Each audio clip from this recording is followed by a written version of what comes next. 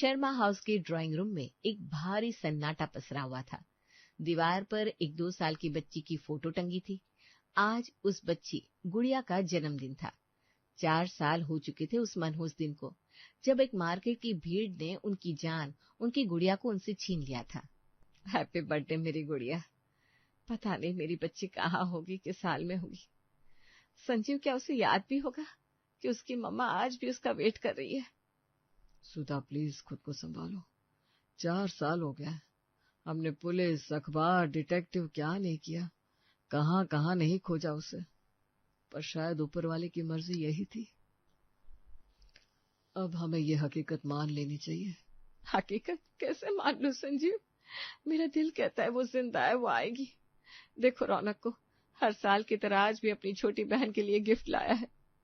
रौनक, जो अब करीब 10 साल का हो चुका था, कोने में बैठा उदास था।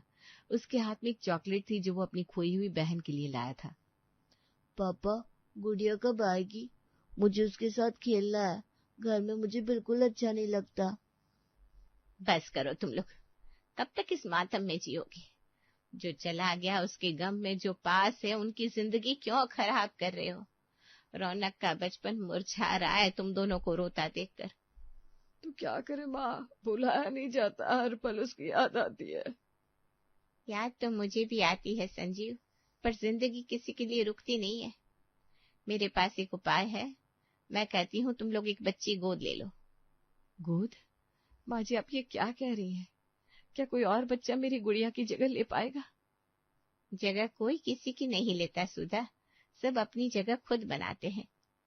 सोचो, किसी अनाथ बच्ची को माँ बाप मिल जाएंगे और तुम्हें एक बेटी, रौनक को बहन मिल जाएगी, इस घर का सूनापन दूर हो जाएगा। सावित्री की बात संजीव और सुधा के दिल में उतर गई। कुछ दिनों बाद वे शहर की एक अनाथ आश्रम स्नेहालय पहुंचे। वहां कई बच्चे थे, लेकिन सुधा की नजर एक कोने में बैठी सहमी सी बच्ची पर पड़ी। वो करीब 6 साल की थी। संजीव उसे देखो, उसकी आंखों में कितनी मासूमियत है। मुझे उस बच्ची में जैसे अपनी गुड़िया ही नजर आ रही है। हाँ चलो उससे मिलते हैं और फिर उसे ही गोद ले लेते हैं। आज गुड़िया हमारे पास होती तो वो बिल्कुल इतनी ही बड़ी होती। अब उन्होंने उस बच्ची को गोद ले लिया और उसका नाम रखा प्रिया। प्रिया के घर आते ही जैसे घर की रौनक लौट आई। रौनक को तो जैसे दुनिया ही मिल गई। संजीव और सुधा ने प्रिया को इतना प्यार दिया कि कभी एहसास ही नहीं होने दिया कि वो उनकी सगी बेटी नहीं है। वक्त तेजी से बीतता गया। 13 साल और गुजर गए। अब प्रिया 19 साल की हो चुकी थी। गुड मॉर्निंग पापा। गुड मॉर्निंग मम्मा। भैया मेरा असाइनमेंट रेडी है ना, आपने चेक किया? हाँ भाई हाँ, सब परफेक्ट है, तू बस टॉप कर लेना वरना मेरी नाक कट जाएगी। मेरी बेटी हमेशा टॉप करती है, क्यों बेटा? बिल्कुल पापा, आप देखो तो सही, आपकी बेटी आपका नाम रोशन करेगी। बस बस बस, अब बातें कम और नाश्ता ज्यादा।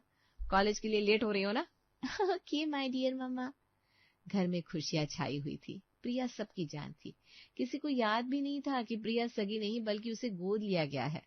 पर एक दिन सभी हॉल में बैठकर चाय पी रहे थे, तभी अचानक संजू के छोटे भाई रमेश दौड़ते हुए अंदर आए। उनके साथ में एक लड़की थी, सांवली सी, डरी हुई। भैया, भाभी, जल्दी आओ। आज मैं जिसे अपने साथ लाया हूँ उसे देखकर आप खुशी से पागल हो जाओगे। क्या हुआ रमेश, खुलकर बताइए कौन है? भैया ये हमारी गुड़िया है। क्या? रमेश भैया क्या बकवास कर रहे हैं? मेरी गुड़िया? सच भाभी, कसम से। मैं पिछले हफ्ते दूसरे शहर गया था ना काम से, वहां मैंने इसे देखा। इसकी शक्ल और सबसे बड़ी बात, इसके पैरों पर वो जलने का निशान देखो, जो बचपन में दिवाली पर दिया गिरने से हुआ था। रमेश ने उस लड़की को पैर आगे करवाया। वहां पर एक पुराना जलने का निशान था। सुधा पागलों की तरह दौड़ी और उस निशान को छूने लगी। संजीव देखो, ये वही निशान है, ये मेरी गुड़िया है, मेरी बच्ची। मम्मा, आप मेरी मम्मा हो? मैं तो बहुत छोटी थी जब आप मुझसे बिछड़ गई थी। मुझे लगा मैं कभी आपसे मिल नहीं पाऊंगी, पर चाचा जी ने मुझे पहचान लिया और यहाँ ले आए। रमेश तुझे ये कहाँ मिली? भैया, भगवान ने ही मिलवाया है। मैंने पूरी छानबीन कर ली है, पुलिस रिकॉर्ड भी चेक किया, सब मैच हो रहा है। यही हमारा खून है, हमारी गुड़िया। लीजिए, अपनी अमानत संभालिए। भाभी, अब इतने सालों का प्यार इस पर लुटा दीजिए। हे भगवान, तेरा लाख लाख शुक्र है। रौनक, देख तेरी सगी बहन, तेरी गुड़िया वापस आ गई। गुड़िया? तुझे देखकर बहुत खुशी हो रही है। घर में खुशी का सैलाब आ गया। सब गुड़िया को गले लगा रहे थे। प्रिया एक कोने में पिलर के पास खड़ी ये सब देख रही थी। उसके चेहरे पर मुस्कान थी, पर आंखों में एक अजीब सा डर। मम्मी पापा की असली बेटी मिल गई, वो कितने खुश है। पर क्या अब भी वो मुझे अपनी बेटी मानेंगे? सब बड़े ही खुश थे। रात हो चुकी थी। डिनर में सारी गुड़िया की पसंद की डिशेस बनी थी। गुड़िया, आज हमने सब तेरी पसंद की चीजें बनवाई है। आज हमारे साथ जी भर के खाना। अरे आज तो मैं अपनी गुड़िया को अपने हाथों से खिलाऊंगी। कितने सालों बाद मिली है। देख क्या हाल बना है तेरा। माँ के हाथ से 2 निवाले खाएगी तो एकदम तंदुरुस्त हो जाएगी। हाँ मम्मा, अब तो इसका जी भरकर लाड़ करेंगे हम सब। और इस तरह गुड़िया को लाड़ प्यार करते हुए सबने मिलकर खाना खाया। फिर सावित्री ने कहा, गुड़िया बेटा, आज से तुम प्रिया के साथ उसके कमरे में रहोगी। प्रिया जाओ, इसे कमरे में ले जाओ। जी दादी, बस प्रिया को प्रॉब्लम नहीं होनी चाहिए मेरी वजह से। अरे बेटा, प्रिया को कोई प्रॉब्लम नहीं होगी। तुम आराम से उसके साथ रहो। तुम दोनों बहनें एक साथ रहोगी तो मन भी लगेगा। ठीक है प्रिया, चलो। अब गुड़िया प्रिया के साथ उसके कमरे में चली गई और बिस्तर पर लेट गई और प्रिया टेबल पर लैंप जलाकर पढ़ने लगी। प्रिया, ये लाइट बंद करो ना, मेरी आंखों में चुभ रही है। गुड़िया, कल मेरा टेस्ट है, बस 1 घंटा और।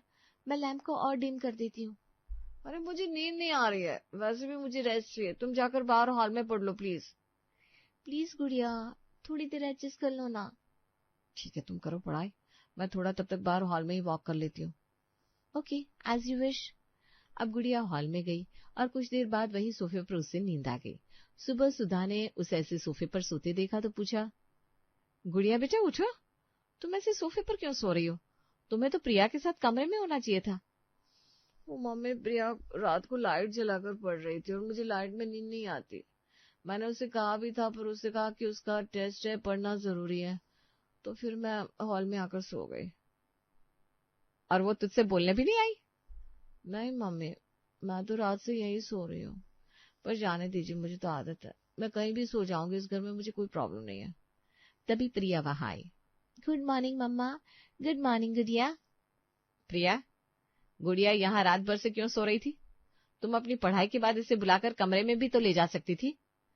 मम्मी, मैं बुलाने आई थी, 2 बार जगाया भी इसे, पर इसने कहा मुझे नींद आ रही है, सोने दो, और फिर सो गई, उठी नहीं, तो मैं अपने कमरे में जाकर सो गई। पता नहीं इसे यहाँ मच्छरों ने कैसे सोने दिया। झूठ मत बोलो प्रिया, तुम इसे बुलाने आई ही नहीं। अब आगे से ध्यान रखना, वो कमरा जितना तुम्हारा है उतना ही गुड़िया का भी है, ये मत भूलना। गुड़िया इस घर की बेटी है। प्रिया अब चुपचाप वहां से चली गई और गुड़िया सुधा के साथ किचन में उसकी हेल्प करने लगी। अगले दिन प्रिया ने कॉलेज के लिए तैयार होने के लिए अपनी अलमारी खोली। वहां उसकी फेवरेट पिंक ड्रेस गायब थी। वो बाहर गई और देखा तो गुड़िया ने वही ड्रेस पहन रखी थी। गुड़िया, ये मेरी ड्रेस है, तुमने मुझसे पूछा भी नहीं, ये मुझे आज पहननी थी। अरे तो क्या हुआ, हम बहनें हैं ना, शेयर कर सकते हैं। और वैसे भी देखो मुझ पर कितनी परफेक्ट लग रही है। रौनक भैया देखो ना, अच्छी लग रही हो ना? अरे बहुत प्यारी लग रही है। प्रिया छोड़ ना, तू दूसरी पहन ले, वो इतने सालों बाद आई है, उसका मन है तो रहने देना। पर भैया, ये आपने मुझे गिफ्ट की थी, ये मेरी है। अरे तो नई दिला दूंगा, अब छोटी छोटी बातों पर सीन मत क्रिएट कर। गुड़िया चल, तुझे मार्केट ले चलता हूँ। प्रिया, अगर तुम्हें इतना बुरा लगा तो मैं ये ड्रेस खोल देती हूँ। नहीं नहीं, रहने दो, जब भैया ने कहा है तो पहने रखो। प्रिया, मैं देख रहा हूँ गुड़िया के आने से तुम कुछ ज्यादा ही बदल गई हो। तुम्हारे कोई भी कपड़े गुड़िया को पहनने की जरूरत नहीं होगी। मैं आज ही इसे अच्छी अच्छी नई ड्रेस दिलवा दूंगा। चल गुड़िया, शॉपिंग पर चलते हैं। प्रिया देखती रह गई। रौनक गुड़िया को लेकर शॉपिंग पर चला गया। ऐसे ही दिन बीत रहे थे। गुड़िया अब सभी घर वालों की लाडली बन चुकी थी, पर प्रिया से उसकी जरा भी नहीं बनती थी। एक दिन प्रिया ने बड़े प्यार से शाही पनीर बनाया था। सब खाने बैठे। यक, इसमें इलायची है, मुझे नहीं खाना ये। अरे बेटा खा लेना, प्रिया ने बहुत मेहनत से बनाया है। मम्मी, आपको पता है मुझे इलायची से एलर्जी है। मैंने प्रिया को बताया भी था, पर ये जानबूझकर ऐसा करती है। इसे पसंद नहीं है ना, मैं वापस आ गई हूँ तो। नहीं नहीं गुड़िया, मुझे नहीं पता था तुम्हें एलर्जी है, कसम से। मम्मी, आप तो जानती है ऐसा मैं नहीं करूंगी। प्रिया, गुड़िया कह रही है ना कि उसने तुम्हें बताया था, पर तुम्हें तो उसकी बातें सुनाई नहीं देती। हर बात पर उसे ऐसे ही नीचा दिखाती हो, लड़ती हो। प्रिया, वो मेहमान नहीं है, घर की बेटी है, अब वो भूखी रहेगी क्या? पापा, मैं दोबारा कुछ बना देती हूँ। रहने दे। रौनक, पिज्जा ऑर्डर कर दे। गुड़िया बेटा रो मत पिज्जा। प्रिया आगे से ध्यान रहे, गुड़िया इस घर की सगी बेटी है। प्रिया ने अब बिना खाए अपनी प्लेट उठाई और किचन में चली गई। प्रिया को अब साफ महसूस होने लगा था कि खून का रिश्ता पाले हुए रिश्ते पर भारी पड़ रहा है। ऐसे ही एक हफ्ते बाद गुड़िया ने सुधा और संजीव से कहा, मम्मी पापा मैं इस कमरे में नहीं रह सकती। प्रिया रात को फोन चलाती है, जो कि उसकी आदत होगी पहले से, पर मेरी नींद पूरी नहीं होती। इसमें उसका कोई दोष नहीं है, वो तो यहाँ हमेशा से लाड प्यार में पली है ना, तो उसे यहाँ अपनी मनमानी करने का पूरा हक है। पर मैं उस रूम में प्रिया के साथ और रही तो बीमार हो जाऊंगी। बेटा घर में 3 ही तो बेडरूम है, एक हमारा, एक रौनक का और एक तुम दोनों का। गेस्ट रूम तो बहुत छोटा है, स्टोर रूम जैसा। अरे गुड़िया ये तो हद हो गई। तुम रोज किसी न किसी बहाने से मम्मी पापा को मेरी शिकायत करती रहती हो। ऐसा भी क्या कर दिया मैंने? मैं तो तुम्हें अपनी बहन मानती हूँ, पर तुम मुझे अपनी बहन नहीं मानती। प्रिया विश्वास करो, मैं कभी नहीं चाहती कि तुम मम्मी पापा के सामने बुरी बनो, पर अब मुझे कोई भी प्रॉब्लम होगी तो मैं किससे बोलने जाऊंगी? मम्मी पापा को ही बोलूंगी ना। और सच कहूं तो तुम मुझे हर बात पर नीचा दिखाने की कोशिश करती हो, फिर भी मैं कुछ कहती नहीं हूँ, सब सहती रहती हूँ। पर उस कमरे में मैं तुम्हारे साथ नहीं रह सकती। आप लोग मुझे कोई भी एक छोटा सा स्टोर रूम दे दो, मैं उसमें रह लूंगी। मम्मी मैं तो कहता हूँ प्रिया को गेस्ट रूम दे दो। प्रिया इतने सालों तक मुसीबत में रही है, अब तो उसे कंफर्ट मिलना चाहिए। प्रिया तू शिफ्ट हो जाना गेस्ट रूम में। भैया आप भी? वो कमरा मेरा था बचपन से, वहाँ मेरी किताबें हैं, मेरी यादें हैं। यादें शिफ्ट कर ले, देख जिद मत कर। घर की शांति के लिए इतना तो कर ही सकती है। क्यों जलती है तू गुड़िया से? जलन नहीं है भैया, बस अपना हक छीनता देख दुख हो रहा है। प्रिया हक की बात मत कर, हमने तुम्हें सब कुछ दिया है। आज अगर अपनी बहन के लिए कुछ त्याग करना पड़ रहा है तो कर दो, इसमें इतना ड्रामा क्यों? आज से तुम गेस्ट रूम में ही रहोगे, बात खत्म। संजीव के कहने पर प्रिया ने चुपचाप अपना सामान पैक किया और बिना एसी वाले गेस्ट रूम में चली गई। कुछ दिन बाद संजीव और सुधा एक शादी में जाने के लिए शहर से बाहर जा रहे थे। रास्ते में उनकी गाड़ी का टायर पंचर हो गया। ड्राइवर टायर बदल रहा था तो वे पास के एक ढाबे पर बैठ गए। वहां एक बुजुर्ग महिला लीला पानी की बोतलें बेच रही थी। सुधा को देखते ही लीला ठिठक गई। बहन जी बुरा मत मानिएगा, पर आपको कहीं देखा है। अब वही है ना जो 17 साल पहले कमला नगर मार्केट में अपनी बच्ची के लिए पागलों की तरह रो रही थी। हाँ, मेरी गुड़िया खो गई थी वहां। पर आपको कैसे पता? उस दिन को मैं कैसे भूल सकती हूँ। बहुत तेज बारिश थी, मार्केट में बहुत भीड़ थी। मुझे मार्केट के पीछे वाले गेट पर एक 2 साल की बच्ची मिली थी, रेड फ्रॉक में जिस पर भालू बना था, और बहुत रो रही थी। हाँ, वही फ्रॉक थी मेरी गुड़िया की।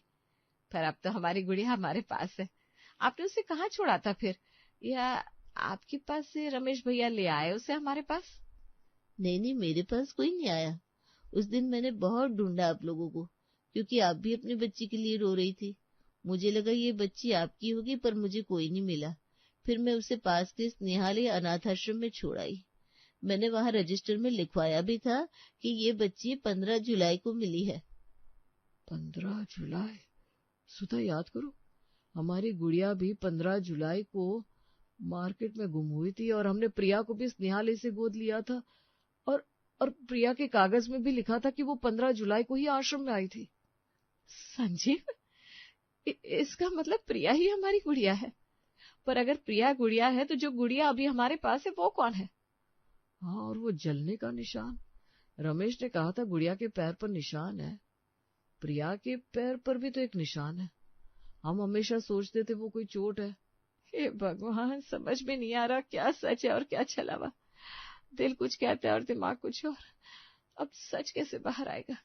देखिए, अब इस बात को साफ करने का एक ही तरीका है, वो है डीएनए टेस्ट। हाँ, डीएनए टेस्ट। लीला जी सही कह रही है। हम गुड़िया और प्रिया का हमारे सैंपल के साथ डीएनए टेस्ट करवाते हैं। जिसके साथ हमारा डीएनए मैच होगा वही हमारी असली बेटी। इस तरह दूध का दूध और पानी का पानी हो जाएगा। लीला बहन, आपका बहुत बहुत शुक्रिया। अब हम चलते हैं। आपका नंबर मैंने नोट कर लिया है। अरे ठीक है, मेरी वजह से अगर किसी का भला हो तो इससे खुशी की बात मेरे लिए और क्या होगी। अब संजीव और सुधा शादी में जाने के बजाय सीधे शहर के सबसे बड़े डीएनए लैब गए।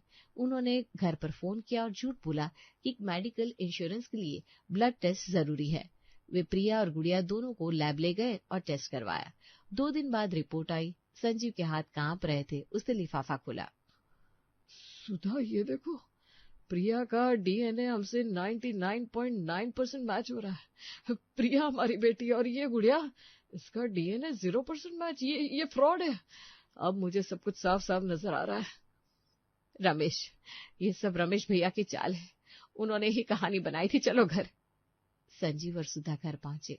हॉल में रमेश, नकली गुड़िया और रौनक बैठे बैठे हंसी मजाक कर रहे थे और प्रिया कोने में खड़ी थी उदास। रमेश, अरे भैया, आ गए आप? क्या हुआ इतना गुस्सा? शर्म नहीं आई तुझे अपने सगे भाई के साथ ऐसा खेल खेलते हुए? ये लड़की जिसे तू गुड़िया बनाकर लाया है, ये एक फ्रॉड है। ये ले डीएनए रिपोर्ट। तूने जायदाद हड़पने के लिए इस लड़की को हमारे घर में घुसा दिया। अभी के अभी मेरे घर से निकल जा और दोबारा अपनी शक्ल मत दिखाना, वरना अगली बार सीधे पुलिस के हवाले कर दूंगा। रमेश का भांडा फट चुका था। संजीव के कहने पर वो चुपचाप वहां से दुम दबाकर भाग गया। तब गुड़िया उर्फ काजल ने संजीव के पैर पकड़ लिए। अंकल, मुझे माफ कर दीजिए। ये रमेश अंकल ने मुझे पैसे दिए थे और एक्टिंग करने को कहा था। वो जलने का निशान भी इन्होंने अगरबत्ती से जलवा कर बनवाया था। मेरी मजबूरी थी। मुझे पुलिस के हवाले मत करना। मुझे अपने घर में रहने दीजिए। मेरा अपना कोई नहीं है। ठीक है, हम तुम्हें पुलिस के हवाले नहीं करेंगे और तुम इस घर में रह सकती हो, पर अगली बार गलती से भी फ्रॉड करने की कोशिश की ना, तो हमसे बुरा कोई नहीं होगा। नहीं करूंगी, कभी नहीं। अब सीधा दौड़कर प्रिया के पास जाती है और उसे गले लगा लेती है। मेरी बच्ची, मेरी गुड़िया, तू मेरे सामने थी, मेरे साथ थी और मैं अंधी हो गई थी। मुझे माफ कर दे प्रिया। मैंने तुझे पराया समझा, तुझे गेस्ट रूम में सुलाया। मम्मा, मुझे लगा था आप अब मुझे प्यार नहीं करते क्योंकि मैं गोद ली हुई हूँ। नहीं बेटा, तू गोद ली हुई नहीं है। तू हमारी अपनी है, खून है हमारा। प्रिया, मुझे माफ कर दे। मैं बहुत बुरा भाई हूँ। एक ढोंगी के लिए मैंने अपनी सगी बहन को रुलाया। मुझे माफ कर दे गुड़िया। नहीं भैया, आप तो मेरे सबसे अच्छे भाई हो। घर का माहौल एकदम बदल गया। सुधा ने प्रिया का हाथ पकड़ा और उसे वापस उसके कमरे में ले गई। उस रात प्रिया अपने कमरे में अपने बिस्तर पर सोई। आज उसे न सिर्फ अपना कमरा वापस मिला था, बल्कि वो पहचान भी मिल गई थी जो 17 साल पहले खो गई थी।